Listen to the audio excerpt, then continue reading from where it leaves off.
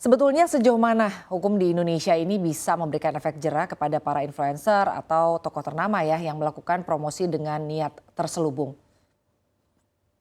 Saya rasa cukup, efek jerahnya cukup, besar ya apabila memang terbukti bahwa dia melakukan antara ya tadi, eee, penipuan maupun manipulasi pasar. Karena undang-undang pasar modal sendiri itu cukup,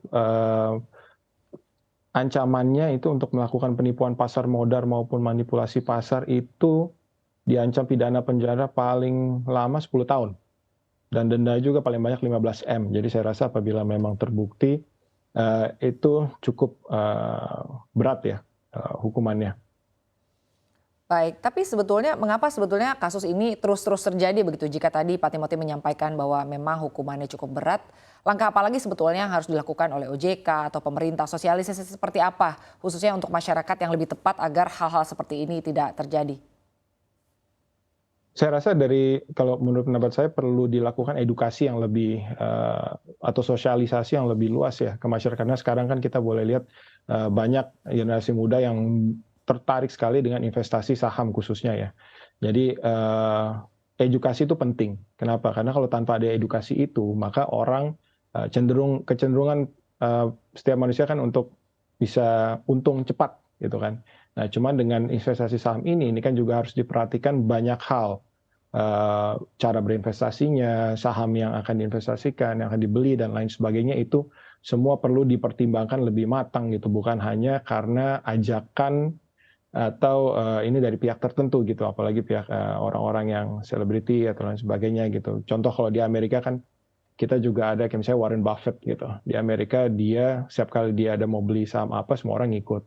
Atau dulu juga di Indonesia ada seorang, investor yang selalu cuan yang kalau misalnya dia mengatakan oke dia mau invest di sini, dia hanya bilang aja saya mau invest di sini, biasanya untung gitu. Nah, apakah itu dengan dia bilang bahwa, "Oh, saya mau invest di sini," apakah itu ajakan, itu kan rada sulit ya, Cinta. Itu tuh yang akhirnya, kesulitan baik pihak, penegak hukum untuk juga bisa membuktikan apakah itu bersifat suatu rekomendasi atau ajakan atau tidak gitu.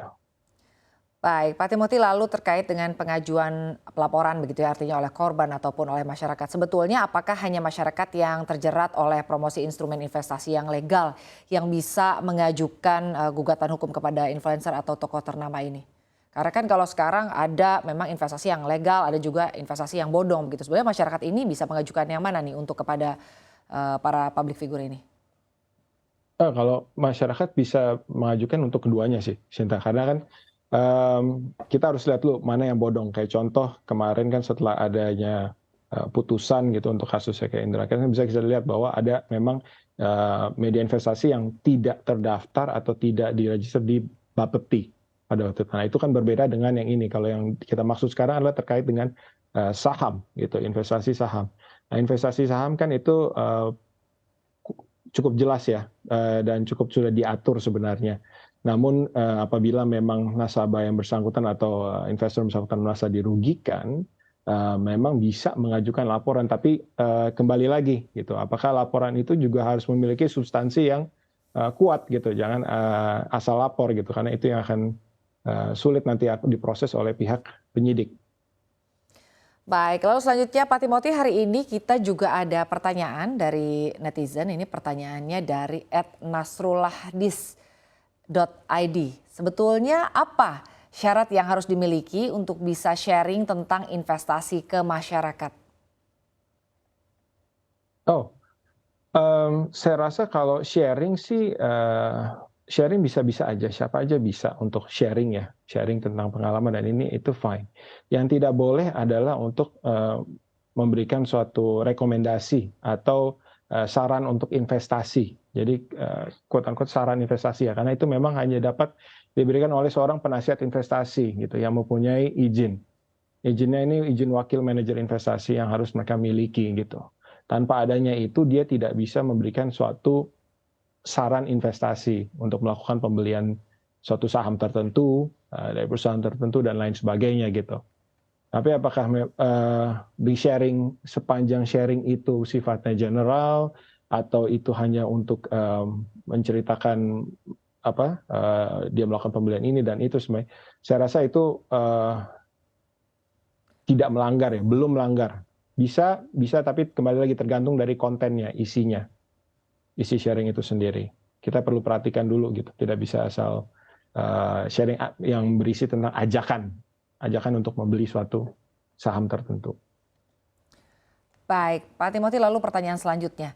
Ini misalnya begitu ya, ada influencer atau tokoh ternama yang artinya menyampaikan informasi palsu, menggiring opini, dan juga bahkan memiliki niat untuk mendapatkan keuntungan besar. Padahal mereka-mereka ini tidak berwenang begitu. Apakah hanya regulator yang berhak mengajukan hak banding jika ternyata begitu ya putusan hukuman yang dipaparkan di awal ini nilainya kayaknya kurang pas, atau juga dari sisi korban apakah memang bisa menuntut hal yang sama, Pak Timothy? Kalau terkait hak banding, ini berarti coba saya clarify dulu ya Sinta. Jadi konteksnya adalah sudah dikenakan suatu Ya, hukuman, sudah ada namun putusan. hukumannya sudah ada putusan, namun dirasa kurang pas begitu ya. Ya. Oke, dalam hal sudah ada suatu putusan pidana dalam perkara yang bersangkutan, maka yang berhak untuk mengajukan banding itu antara si terdakwa yang bersangkutan atau pihak kejaksaan sebagai pihak penuntut umum. Jadi kalau tadi Sinta mention regulator, dalam pikiran saya itu OJK ya sebagai regulator ya. Cuman kan dia memang fungsinya hanya sebagai baik dalam supervisi maupun pembuatan regulasi gitu, tapi bukan untuk melakukan banding. Nah, yang melakukan banding itu nanti ada pihak kejaksaan, Sinta.